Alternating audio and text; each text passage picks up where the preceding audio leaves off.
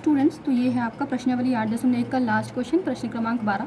ये क्वेश्चन नहीं है, ये ऑब्जेक्टिव टाइप का है, बट ये बोर्ड में 1 नंबर के क्वेश्चन में आ सकते हैं इसका ऑब्जेक्टिव, ठीक है। इसलिए मैं इसको सॉल्व करती हूँ। आपको याद नहीं करना है कुछ भी चीज़, ठीक है। बस जब जो चीज़ आपको कही जाएगी कि वो चीज़ आपको मेमोराइज होनी चाहिए, सिर्फ आपको वही चीज़ याद करनी है। ये नहीं कि पहले का सत्य है, दूसरे का सत्य है, ऐसा याद कर लिए। मैं आपको बताती हूँ इसका सोल्यूशन, ठीक है। स्टार्ट करते हैं। फर्स्ट क्या लिखा है, बताइए कि निम्नलिखित कथन सत्य हैं या असत्य, मतलब सही गलत बताना है और कारण सही तो उसकी पुष्टि भी करना है कि सही है तो सही क्यों, गलत है तो गलत क्यों। तो फर्स्ट है tan a, है ना, tan थीटा। तो देखो tan a क्या होता है, सबसे पहले लिख लो जो पता है tan के बारे में। tan अपन को पता है साइन अपॉन कॉस होता है, tan 1 अपॉन कॉट होता है ना। और इसका जो मान है, tan a का जो मान है वो क्या होता है, सदैव 1 से कम होता है। ये आपको बताना है कि tan a का मान जो है वो सदैव 1 से कम होता है।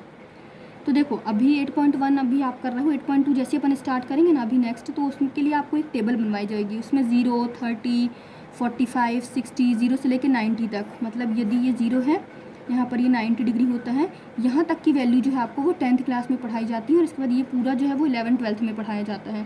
तो 0 से लेकर 90 तक की वैल्यू जब आप पढ़ोगे ना, अभी देखेंगे आगे, तो देखो 0 डिग्री की वैल्यू होती है 0 10 की, और 10 90 की डिग्री जो है वो होती है इन्फिनिटी। ये होती है, ठीक है, ये मान लो अभी होती है, क्योंकि अभी आप आगे जाएंगे तो वहाँ पर आपको ये चीज़ है ही कि 10 0 की वैल्यू 0 और 90 की वैल्यू इन्फिनिटी होती है। तो देखो इसका मतलब हमको क्या समझ आ रहा है कि 10 0 है वो 0 से लेकर के इन्फिनिटी यानी कि अनंत तक कुछ भी वैल्यू दे सकता है। तो आंसर क्वेश्चन क्या बोल रहा है कि tan a का जो मान है वो सदैव 1 से कम होता है, मतलब 1 से ज़्यादा इसकी वैल्यू नहीं हो सकती, लेकिन हमको पता है कि इसकी वैल्यू 1 से क्या अनंत तक हो सकती है ना। तो इसलिए ये क्या हो गया, असत्य हो गया। तो इसका रीज़न आप क्या लिखोगे, उत्तर में इसका रीज़न क्या दोगे कि ये जो है ये असत्य है।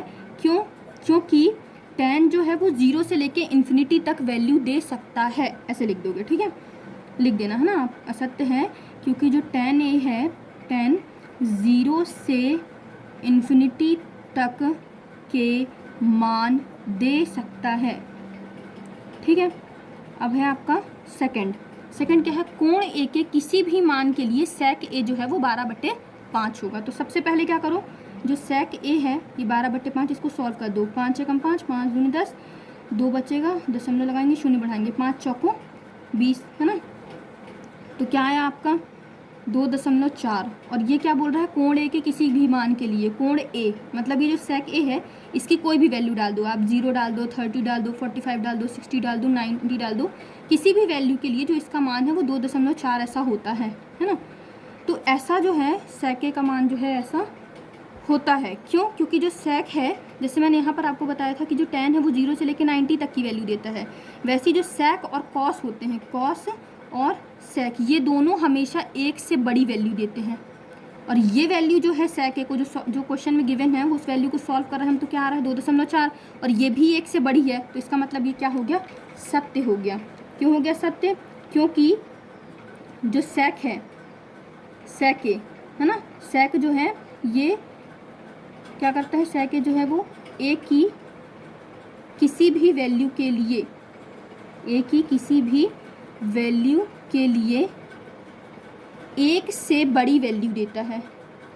1 से बड़ी वैल्यू को आप मान लिख सकते हो, 1 से बड़ी वैल्यू देता है। तो ये हो गया आपका सेकंड सत्य हो गया। अब इसके बाद आपको क्या करना है, थर्ड। देखो क्या लिखा है, cos a, है ना। तो cos a कोण a के कोसेकेंट के लिए प्रयुक्त एक संक्षिप्त रूप। तो ये तो गलत है, आपको पता ही है ना। साइन का होता है कोसाइन, ये वो वाला कॉस है ना, कॉसेक नहीं है, कॉसेक अलग है, कॉसेक का उल्टा होता है अपना sec। तो ये तो गलत ही है, cos a जो है वो कोसाइन का संक्षिप्त रूप है, कोसेकेंट का नहीं। तो आप यहाँ पर क्या लिख दोगे, असत्य है, क्योंकि cos कोसाइन का संक्षिप्त रूप होता है, कोसाइन का संक्षिप्त रूप होता है।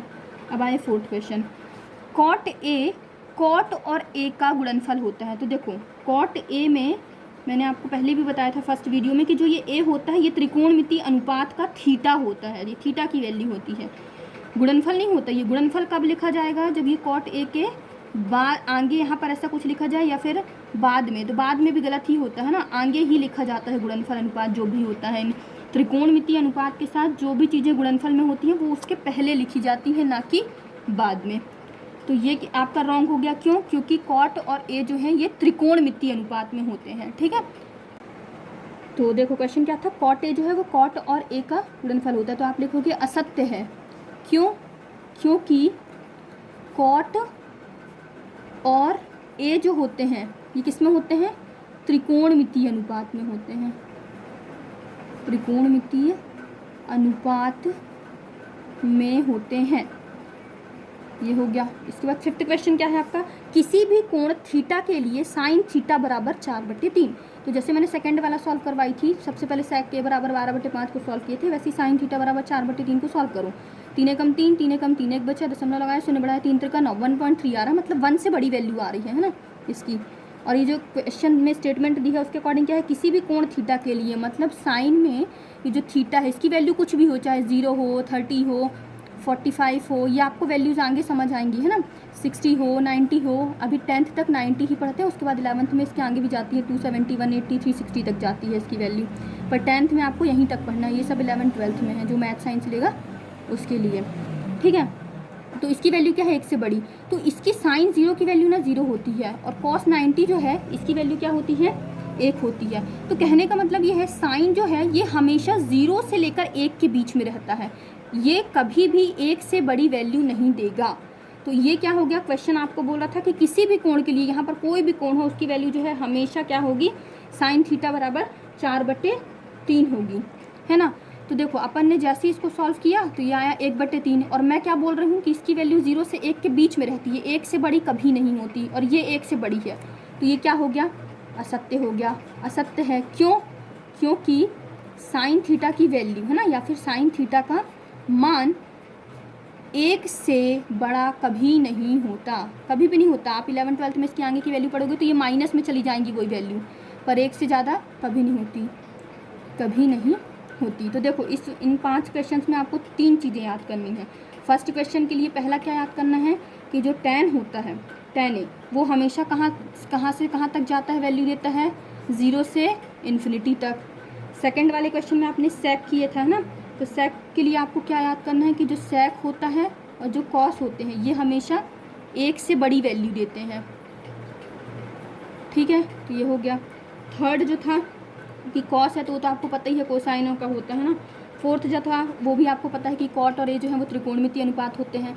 फिफ्थ में है थर्ड इंपॉर्टेंट चीज़ कि जो साइन है ये हमेशा 0 से 1 तक की वैल्यू देता है। तो ये है आपके की पॉइंट, ये आपको याद रखने हैं कि ये चीज़ें यदि आपको याद है तो आपको ये चीज़ें रखने की ज़रूरत नहीं पड़ेगी कि इसका आंसर ये है, इसका आंसर ये है। आप डायरेक्टली इसको सॉल्व कर सकते हैं और आंसर निकाल सकते हैं। तो आई होप कि ये वीडियो आपको पसंद आया होगा। यहाँ पर आपकी प्रश्नावली 8.1 ख़त्म हो गई है।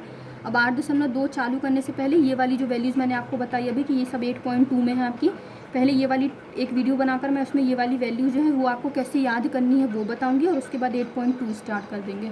यदि आपको ये वीडियो पसंद आया तो आप लाइक सब्सक्राइब कर सकते हैं चैनल को, और जो भी डाउट है तो आप कमेंट सेक्शन में पूछ सकते हैं। Thank you so much.